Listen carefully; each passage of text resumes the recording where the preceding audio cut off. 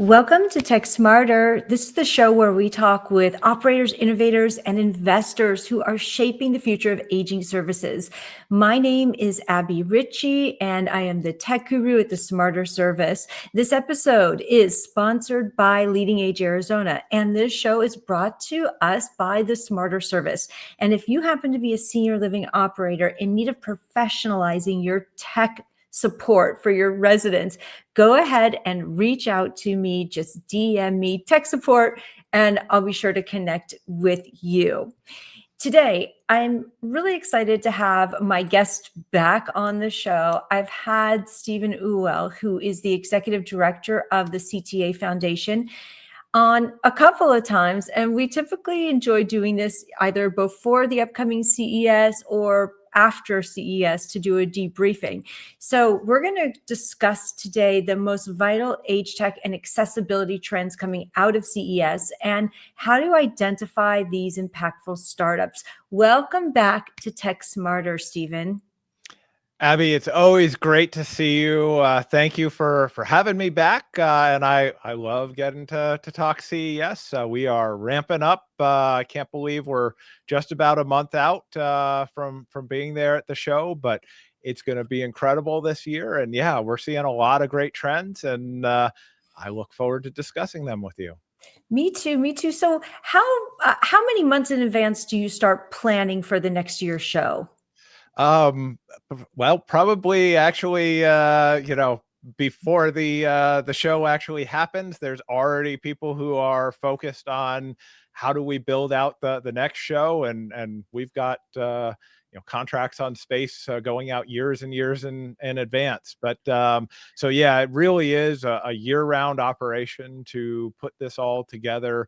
But we like to say, come September 1st, it is all hands on, straight through to the show, because that gives us really the chance to ramp everything up. And I'm sure you've seen, we've been announcing a number of great keynotes. We're getting the programs and other speakers lined up and announced, and then just the exhibit hall is looking incredible with countries or companies from around the world exhibiting. We'll have around 1,400 startups again at the show, so that's always an incredible opportunity. And just look at some of the best innovation happening no matter where it is in the world. Yeah, I'm so curious. What's one specific emerging either AI or smart home trend that you'll be watching at CES that promises to elevate the dignity of older adults? Yeah, absolutely. Well, and yeah, just kind of taking a little bit of a step back. So, our CTA Foundation is focused on technology for older adults and people with disabilities. So that's really a key issue for us. You said it, AI is probably the word that is going to be thrown around everywhere at CES this year. It's been a big topic over the last several years, but I think we're going to see a lot of interest and focus on the ways AI can benefit everyone, but certainly the ways it can help both older adults and people with disabilities. We're actually building out a whole new area of the show. So we're adding an extra hotel and venue on with the Fountain Blue, where we're doing CES Foundry. And that entire focus of the Foundry is going to be around AI content, blockchain content, and quantum content. And, I'll tell you, I think there's going to be some great opportunities with AI and certainly blockchain as well. I'm still getting my head around quantum and trying to figure out where that's going to play in the age tech space. But, what I love about CES is a chance to kind of really bring together these innovators and have that opportunity to engage, talk about, and get in front of the people building this technology to talk about these are very important audiences. These are critical audiences, and these are your potential customers. So yes, we'll be having plenty of conversations around those technologies, but I think ultimately AI is going to make a difference in how do we all live, work, and play as independently as we can? How do we help the technology adapt to us versus us adapting to the technology? So, as these AIs can learn about our preferences, learn about what we're looking at doing, kind of what we like to do when, it can tailor things like our smart homes to us versus, sitting there and trying to figure out, okay, how do I figure this out? How do I make this piece work with this piece? All of that is getting, better integrated, working better together, and that'll just make a better environment for everyone. I want to see if you've got any specific innovation on your mind that you can share with us to preview what might be happening in terms of what's being seen at CES in the accessibility in the age tech area. Is there anything in particular that comes to mind? Oh, there's a ton of things that are come to mind. So, from a programmatic, obviously our friends at AARP are building out their entire booth, and I don't think it's public exactly what they're doing there yet, but they're going to have it sounds like a really incredible display in addition to all the content that they're doing on the stage there. We're actually building an accessibility stage this year, so we're going to have kind of 3 full days of content focused on accessibility and talking about the technologies making a difference in that space. Thanks to Verizon Accessibility is helping us build all that out.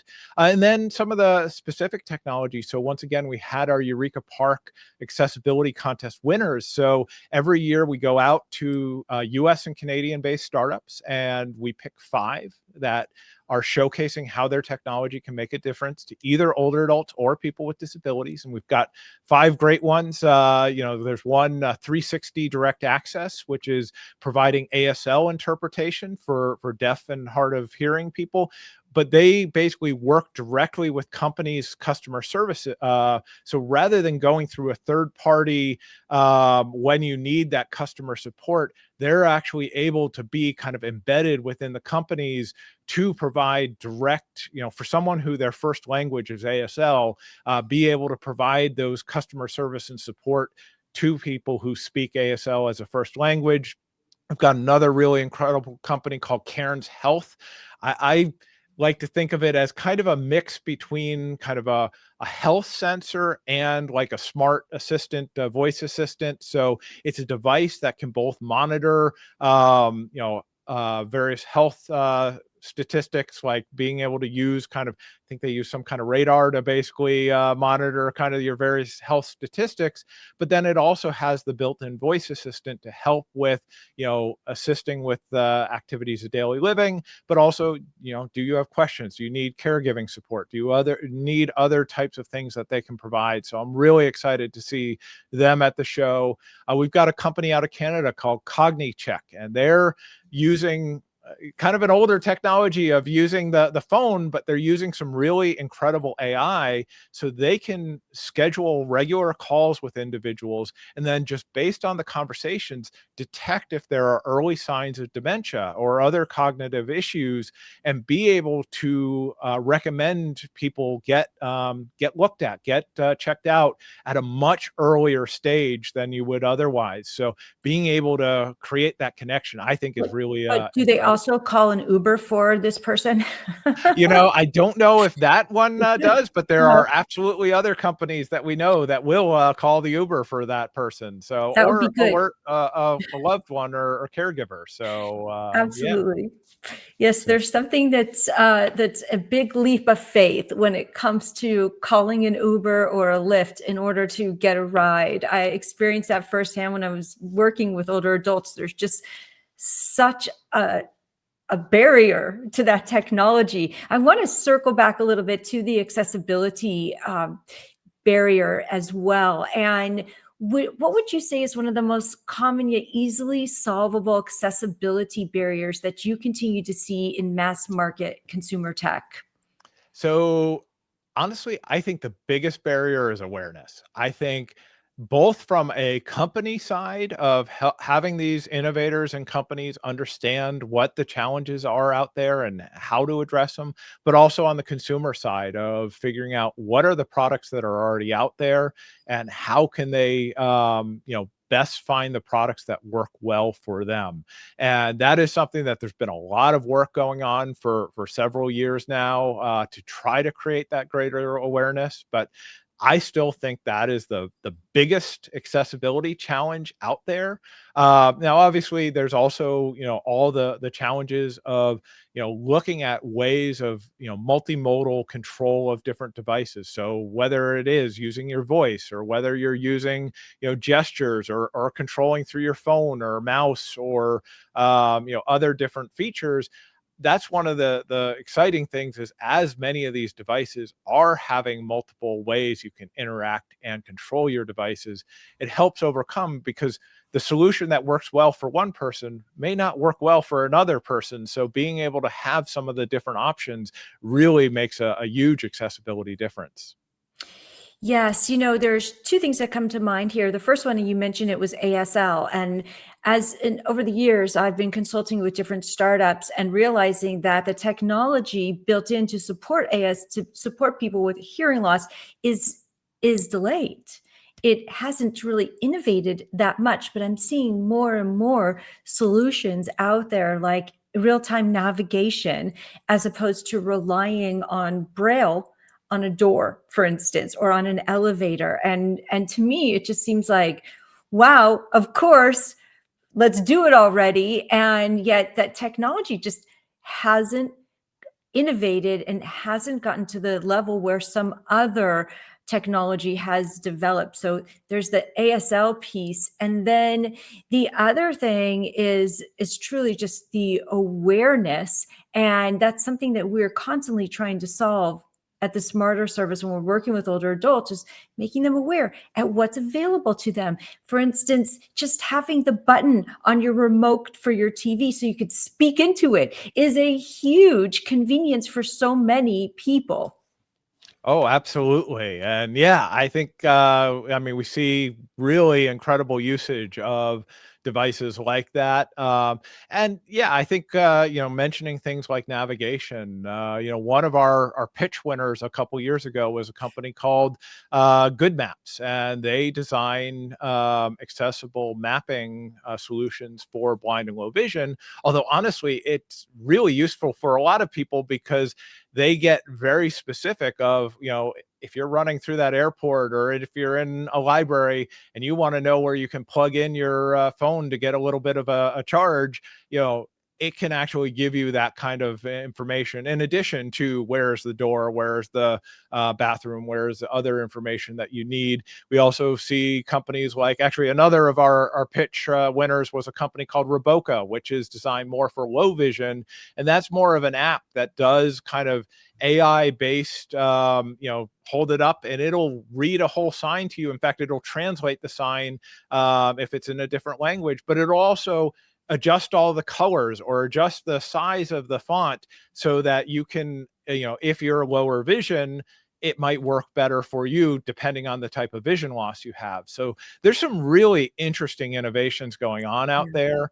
And I'm excited to see kind of, what are the new ones that I'm not even aware of yet that we should see at the show here. Yes, I actually met the founder of Roboca, and she is a college student, and maybe she's graduated by now, but she developed it for herself originally because she had low vision, and I was just blown away so much so that I brought her into some of my classrooms at senior living communities so she could explain how this technology would help. And one thing that older adults struggle with is low vision, whether it's macular degeneration and also hearing loss. So this particular innovation, so I don't want to say so simple, but so necessary, and also developed by someone who was struggling with this firsthand. Absolutely. And that's something that we see, especially in both the accessibility and the age tech spaces, is a lot of solutions do come from people designing for what do they need and or what is the challenge that they've seen. But then getting out and engaging the marketplace, engaging consumers, because when you have that one person perspective, that's very important. But when you can get a mass market and mass engagement, that tells you, okay, I'm really solving a problem for a much bigger audience. But yeah, that's one of the things I look at this and I say, we're obviously a foundation. We're focused on the philanthropic, but it's really a little self-serving in the fact that, I'm looking for some great technologies that I'm going to be looking to use one of these days. So, it can be a little bit of doing good while also, seeing some great innovations that will help us all out as we continue to age. Let's talk about the AARP exhibit. How different will that be this year from the previous years? So I don't know all the details about Uh-huh. AARP's exhibit. I know from what I've heard, they've got some really big things planned, kind of showcasing the way a variety of different technologies kind of integrate together, and telling that story kind of in the day of a life, as far as engaging with a wide variety, and really technologies even beyond what you think of as traditional, consumer tech products. So they're working with a number of great brands, but yeah, unfortunately I don't have all the details that I can Sure you don't, spill. sure you don't. Oh, one thing I noticed in the past couple years is that there's been major tech companies like Samsung, for instance, that are providing tech integration solutions. So you might be using your phone, your refrigerator, your toaster, your thermostat, and also your medical portals. And the Samsung Health Hub has been able to accomplish that. Are there any other major tech companies that are doing this as well? Oh, absolutely. So kind of across the major manufacturers, you're seeing them build entire ecosystems. So whether you're living in Samsung with some of their smart things and other products, certainly Google, Apple, Microsoft, a number of them have kind of integrations, but you also see through the Matter standard and through other systems ways to break that out from just being siloed within one ecosystem. So you can buy a product that might live in the Amazon ecosystem, but then bring that Samsung product in and have it work together. It's getting bigger and bigger, and more seem to be using it. It's not everywhere yet, but we are seeing that. And it once again, that's having your smart home or smart environment, because I like to think this can be much more than just at home, but having that all work together, having that kind of continue to build out, and then you can get information, whether it is if you want to see who's ringing your doorbell, and you're standing by your fridge or standing by your voice assistant, or anything like that, or if you're holding your phone, you can get that kind of information in a variety of different ways. But then also getting medication reminders in a way that works best for you, or other types of alerts that are important to you in the way that works best for you. Once again, every person's a little different, everyone wants something a little different, so having these very smart solutions that can be customized, I think, is going to make a massive difference in people's needs. I also think that when they stay in the ecosystem family of the majority of the devices, it makes things so much easier. And when things are easier, they require less support from, say, an adult child or a caregiver. Yeah, and actually support is one of the big challenges that we continue to see out there.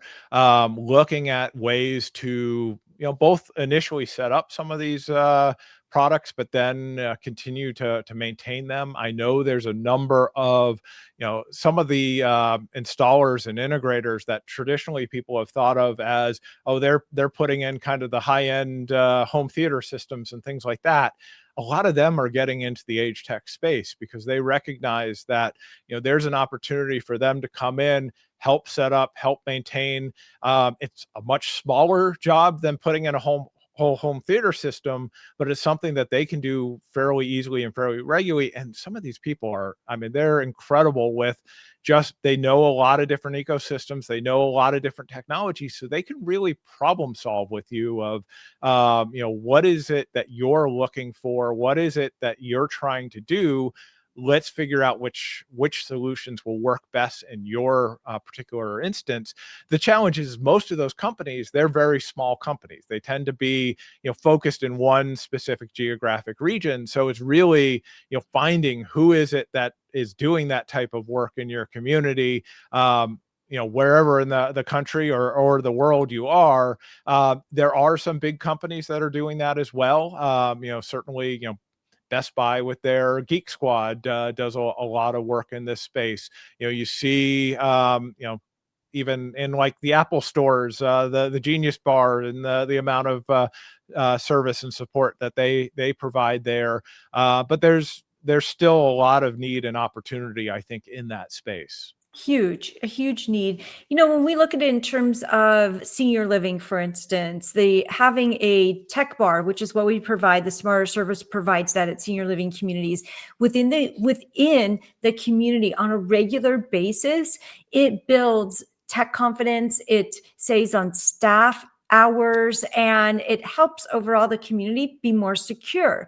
And we found this over and over and over again, because this whole area of age tech, it's sort of like some people have been piecemealing it together or band-aiding it together, using this solution that was really designed for a business professional, but now being designed for an older adult. And so much of it has to be professionalized, and it also has to be beautifully marketed and understood for a different type of consumer.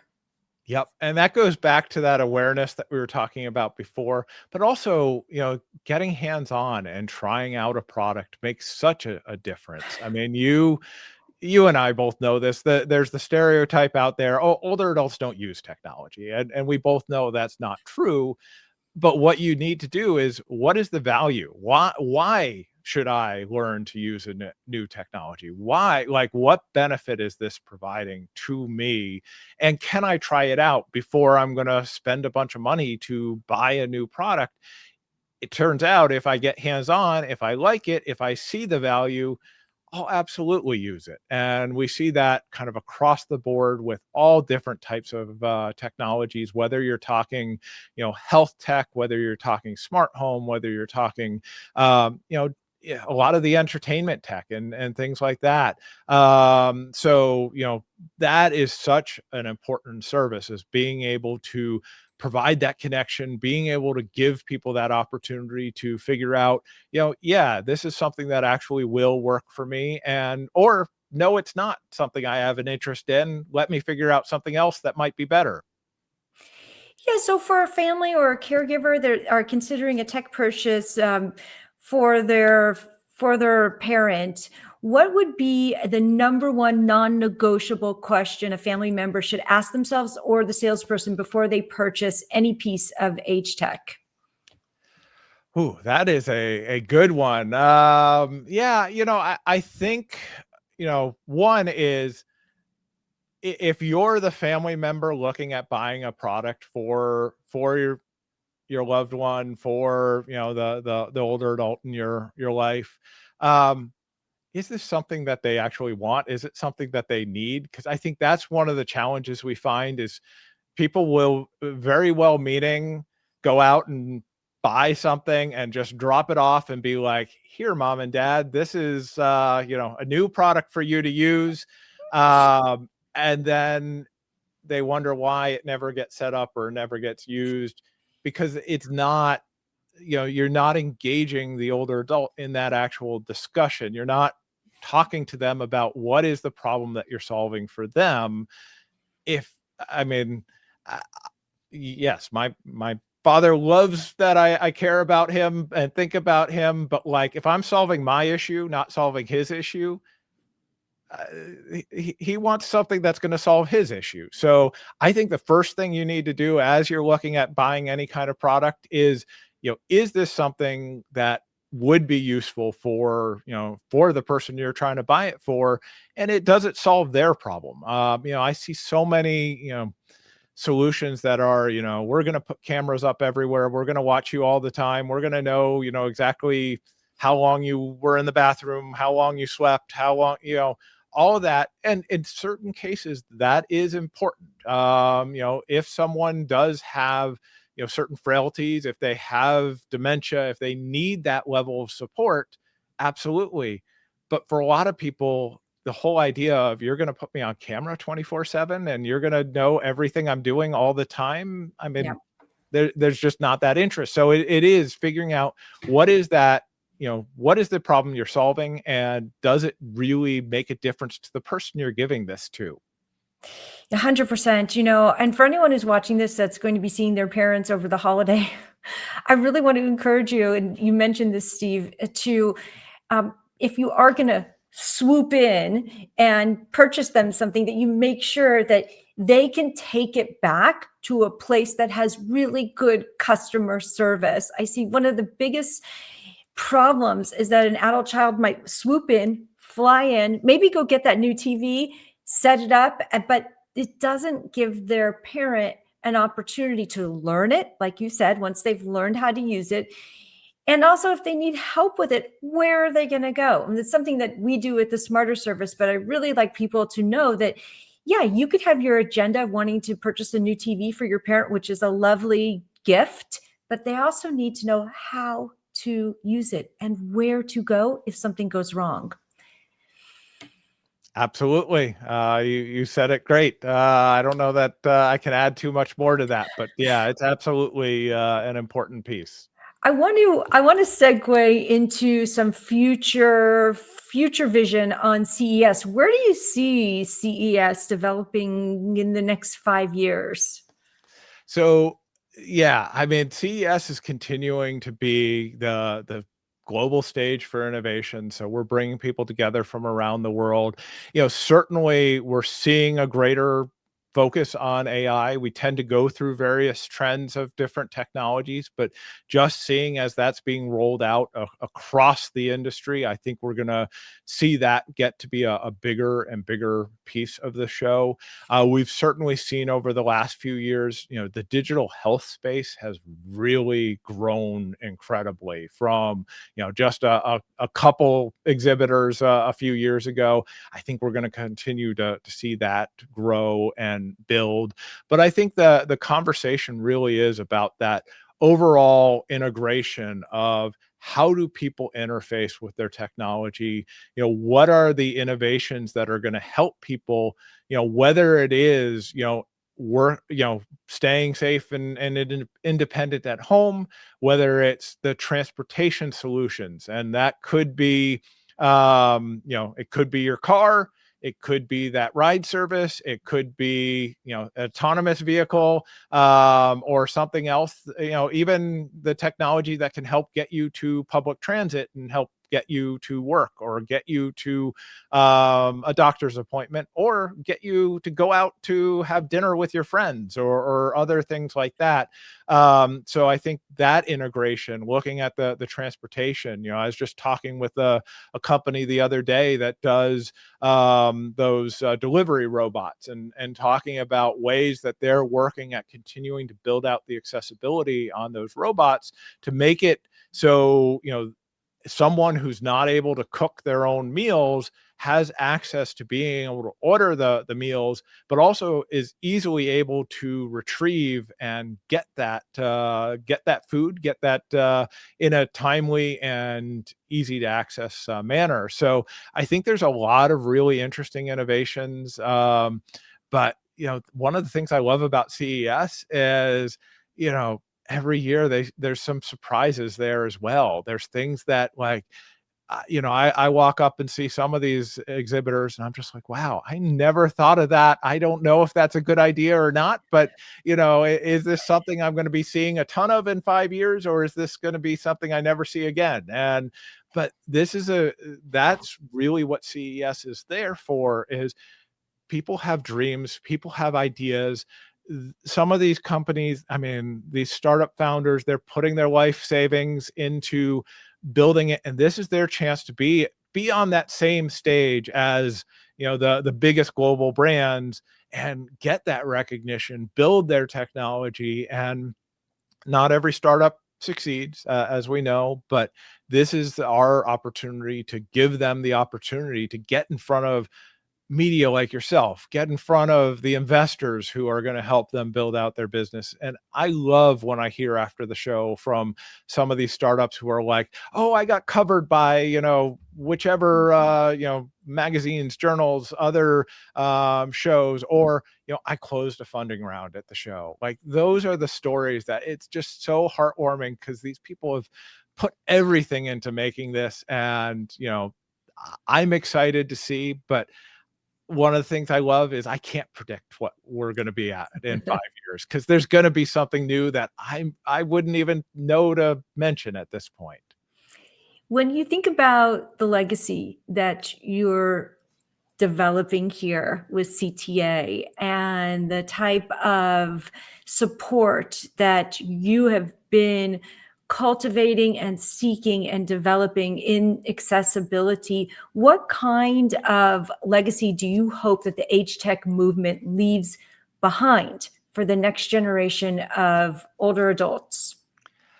For me, it's really, what are the technologies that are going to really make a difference in people's lives? And one of the things I'm now about to hit my 14-year anniversary at CTA. When we were getting started and when we stood up this foundation and said we're focusing on aging and disability, we had a lot of people say, really, is that where you want to focus? That, that's not kind of the priority areas. But we really saw it as a gap and an area that technology could make a really big difference in. And there wasn't a lot of people doing work in this space. There were absolutely people doing work in this space, but there wasn't as much as we see with, other issues like, kids in STEM education. We think that's critical. We want more people to be doing that, but there were already a number of groups doing work in that space. So my goal is to see, how do we develop the technologies that are going to help us all, live independently? What are the things that we want to use? And then the next generation and the next generation, and it'll continue to build. But what I really feel strongly about is the fact that now when I tell people what our mission is and what we're focused on, I don't get the, oh, why are you doing that? I get the, oh yeah, I'm interested in learning more about that. Like, there is so 100%. many people who are doing this now. When I tell people about AgeTech and I tell people about the Smarter service, they're like, "Oh, that's amazing. That's such a good idea. Everyone needs it." And so really our goal, like your goal, is to provide and educate so that people can live longer with dignity and be able to connect with the people that they love. Stephen, I just want to thank you so much for coming on board. I'm really excited about so many of the topics that you mentioned. I'm excited to see you in just a month and a half. And how can people connect with you if they have any questions? Yeah, absolutely. And Abby, thank you so much for having me here. Thank you for all the work that you do as well to just highlight all the innovations going on in the age tech space. It really is, that is helping address this awareness challenge. So if people are interested in learning more about me, certainly our website, ctafoundation.tech, or if you go to cta.tech /CTA-foundation, that'll get you to our website on everything that we've got going on with the foundation. Certainly CES.tech. And once again, that's .tech for tech.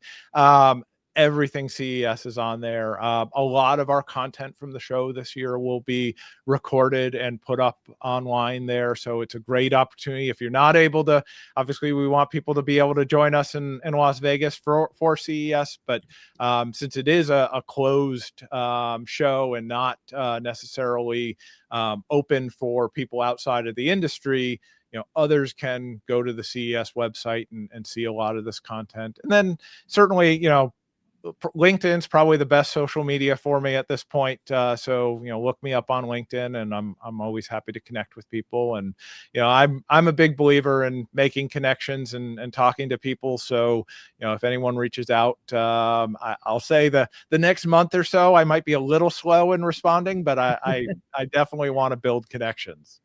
Excellent. Excellent. That is so good. Well, I want to thank you again. I'm really looking forward to it. For those of you who joined us in the chat and are watching this later, thank you so much for your comments and your participation. We absolutely love it. And we will see you all right back here next week. Bye.